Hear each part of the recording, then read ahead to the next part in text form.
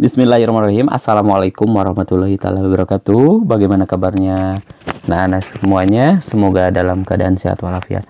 Nah, untuk hari ini kita akan belajar lagi materi mata pelajaran PPKN, masih bab 6 tentang daerah dalam kerangka Negara Kesatuan Republik Indonesia. Adapun subbab pembahasannya itu tentang pengertian daerah dalam kerangka Negara Kesatuan Republik Indonesia. Nah, ada beberapa pembahasan yang akan kita bahas dalam video kali ini, ya. Nah,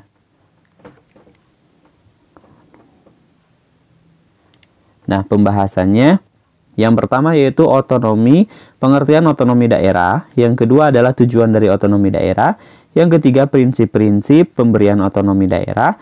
Yang keempat, asas otonomi daerah. Dan yang terakhir adalah pembagian urusan pemerintahan otonomi daerah itu seperti apa. Nah, anak-anak, sebagaimana kita ketahui bahwasanya Negara Kesatuan Republik Indonesia atau negara NKRI, ya, Negara Kesatuan Republik Indonesia disingkat dengan NKRI, adalah negara yang wilayahnya itu membentang dari kota Sabang sampai Merauke. Nah, berikut ini ada beberapa dasar yang mengatur persatuan dan kesatuan Indonesia yang terdapat dalam beberapa ketentuan. Yang pertama adalah sila ketiga Pancasila, di mana sila ketiga Pancasila itu bunyinya adalah Persatuan Indonesia. Yang kedua yaitu pembukaan Undang-Undang Dasar Negara Republik Indonesia tahun 1945, alinea keempat, di mana bunyi dari alinea keempat itu adalah negara Republik Indonesia yang berkedaulatan rakyat dengan berdasarkan kepada Persatuan Indonesia, ya. Oke, yang selanjutnya yaitu pasal 1 ayat 1 Undang-Undang Dasar Negara Republik Indonesia tahun 1945. Di mana bunyi dari pasal tersebut itu adalah negara Indonesia adalah negara kesatuan yang berbentuk republik.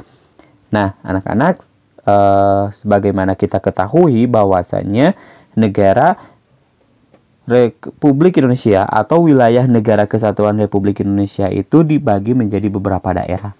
Hal tersebut diatur dalam apa? Ya, diatur dalam Undang-Undang Dasar Negara Republik Indonesia tahun 1945. Pasal berapa? Pasal 18 ayat 1, ya. Yang berbunyi Negara Kesatuan Republik Indonesia itu dibagi atas daerah-daerah provinsi, dan daerah provinsi itu dibagi atas kabupaten dan kota, yang tiap-tiap provinsi, kabupaten, dan kota itu mempunyai pemerintahan daerah yang diatur dengan undang-undang. Oke, untuk pembahasan yang pertama kita akan bahas apa sih pengertian dari otonomi daerah itu. Nah, otonomi daerah itu adalah pengundangan sendiri atau mengatur atau juga memerintah sendiri. Oke, itu pengertian yang pertama. Yang kedua, yang selanjutnya yaitu otonomi dapat diartikan sebagai kemerdekaan dan kebebasan menyelenggarakan pemerintahan. Oke, sedangkan menurut Undang-Undang Nomor 23 Tahun 2014 tentang pemerintahan daerah, otonomi daerah adalah hak. Hak itu apa? Hak itu adalah sesuatu yang harus kita dapatkan atau kita peroleh, gitu ya. Nah, wewenang dan kewajiban daerah otonom untuk mengatur dan mengurus sendiri urusan pemerintah dan kepentingan masyarakat setempat dalam sistem Negara Kesatuan Republik Indonesia. Jadi, dapat kita tarik kesimpulan, makna dari otonomi daerah itu apa?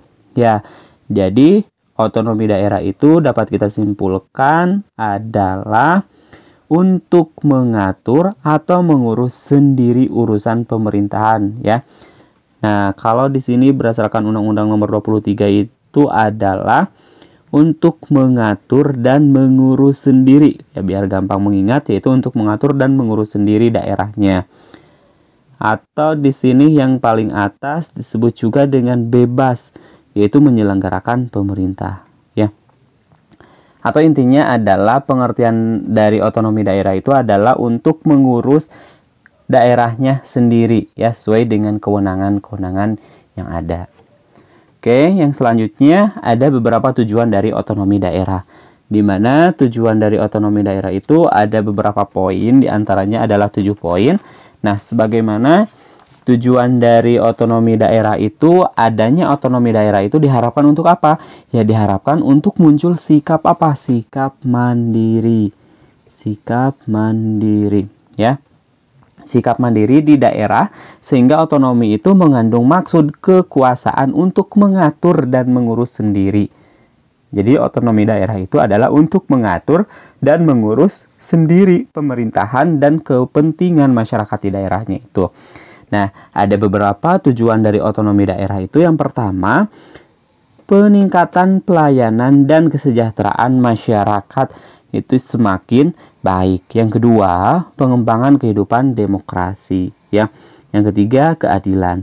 Tidak berat sebelah, artinya seimbang, adil, ya. Yang keempat adalah pemerataan. Yang kelima, pemeliharaan hubungan yang serasi antara pusat dan daerah serta antar daerah dalam rangka keutuhan Negara Kesatuan Republik Indonesia.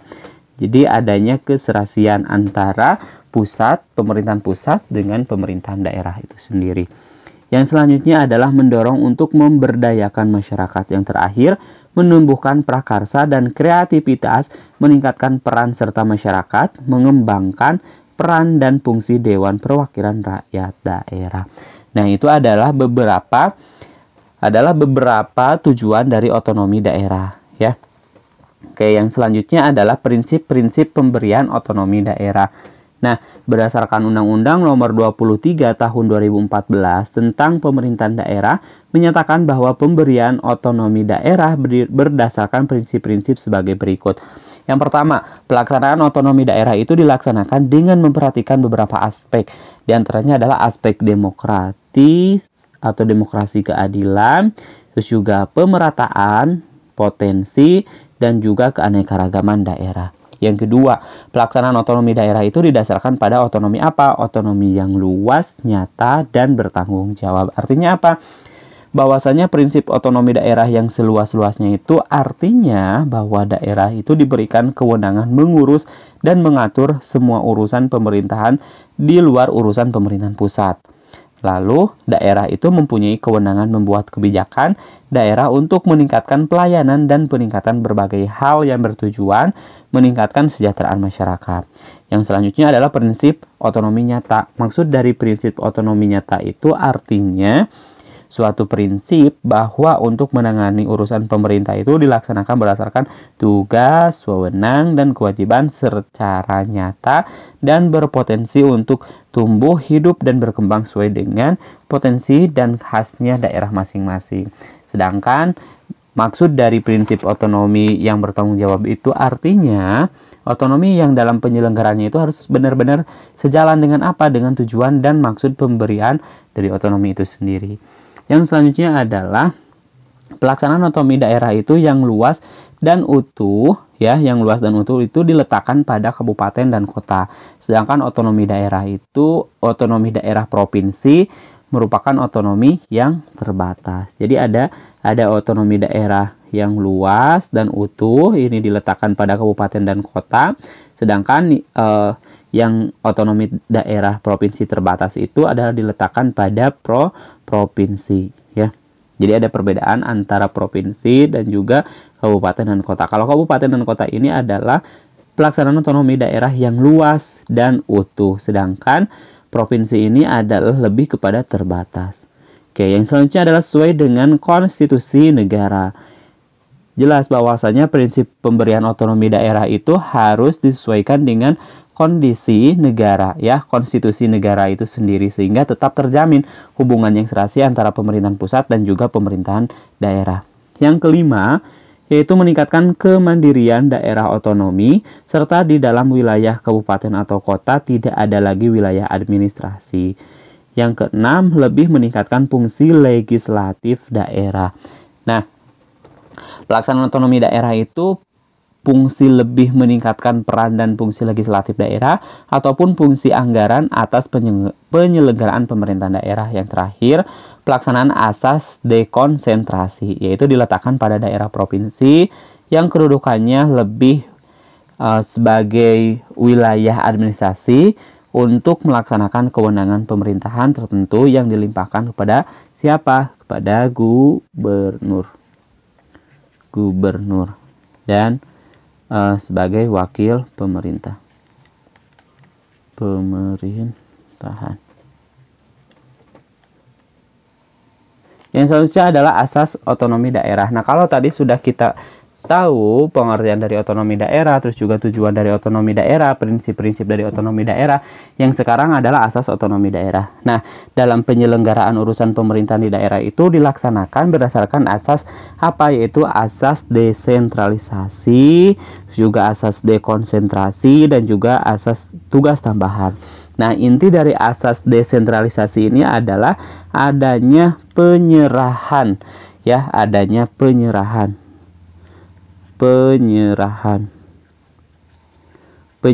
urusan pemerintahan daerah, pemerintahan pusat ke daerah. Jadi sekali lagi yang dimaksud dengan asas desentralisasi ini adalah, atau asas sentralisasi ini adalah adanya penyerahan urusan dari pemerintahan pusat kepada pemerintahan daerah, ya, yaitu berdasarkan asas otonomi. Yang selanjutnya asas dekonsentrasi ini adalah pelimpahan wewenang atau pelimpahan sebagian urusan pemerintahan yang menjadi kewenangan pemerintahan pusat kepada gubernur sebagai wakil pemerintahan pusat, kepada instansi vertikal di wilayah tertentu, dan atau kepada gubernur dan wakil bupati, wali kota, ya, sebagai penanggung jawab urusan pemerintahan umum. Nah, inti dari asas dekonsentralisasi ini adalah adanya pelimpahan wewenang atau adanya pelimpahan sebagian urusan dari pusat kepada pemerintahan. Kalau tadi ini adalah penyerahan, jadi diserahkan urusan pusat itu kepada urusan pusat ke daerah. Kalau ini diserahkan, ya, kalau desentralisasi ini adalah adanya penyerahan, sedangkan ini dekonsentralisasi ini adalah lebih kepada pelimpahan. Nah, yang selanjutnya adalah selain adanya desentralisasi dan adanya asas dekonsentrasi ini adalah adanya asas tugas tambahan, di mana asas tugas tambahan ini adalah di luar dari asas desentralisasi dan juga asas dekonsentralisasi. Nah, asas tugas tambahan ini adalah penugasan dari pemerintahan pusat kepada daerah otonom untuk melaksanakan sebagian urusan pemerintahan yang menjadi kewenangan pemerintahan pusat atau dari pemerintahan daerah provinsi kepada daerah kabupaten atau kota.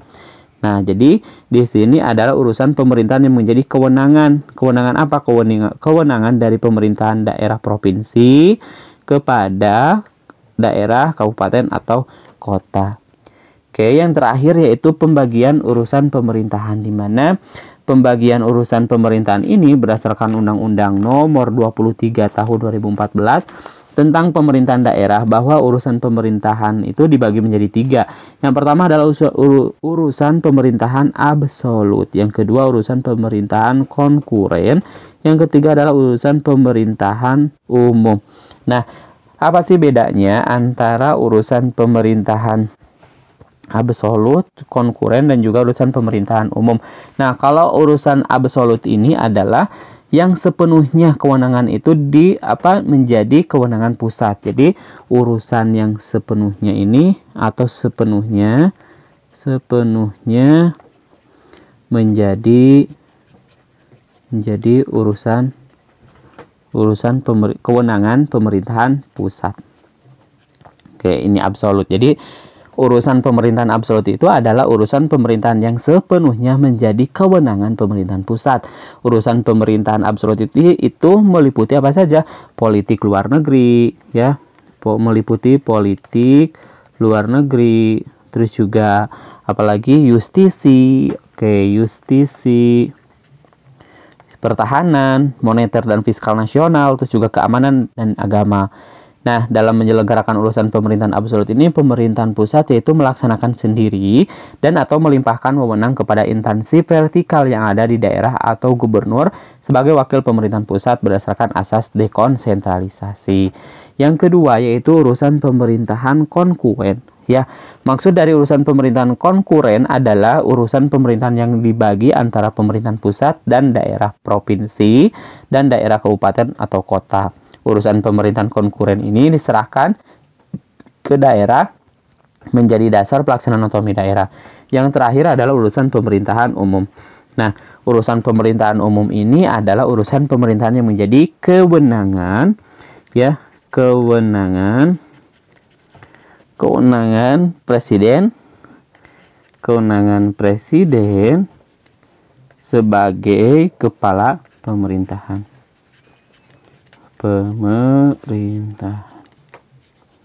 Oke anak-anak, kita cukupkan belajaran sampai di sini dulu. Insya Allah nanti kita lanjutkan pada video pembahasan selanjutnya. Kami akhiri. Assalamualaikum warahmatullahi wabarakatuh.